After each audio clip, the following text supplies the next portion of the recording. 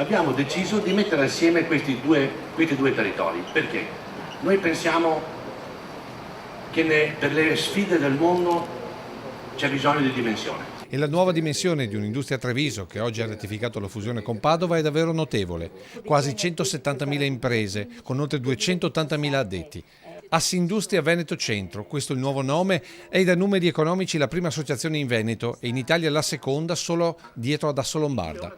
La firma al veneziano Palaexpo di Marghera, nell'assemblea che con il titolo Costruire un nuovo triangolo industriale già punta a nuove aggregazioni. È un triangolo rappresentato da Padova Treviso con la nuova associazione, da Milano e Bologna. Un obiettivo importante per numeri e peso internazionale. Una potenza economica, quindi anche politica, capace di spingere scelte importanti e non a caso questo triangolo nasce da 3 regioni impegnate nel percorso dell'autonomia. Questo è un dato significativo.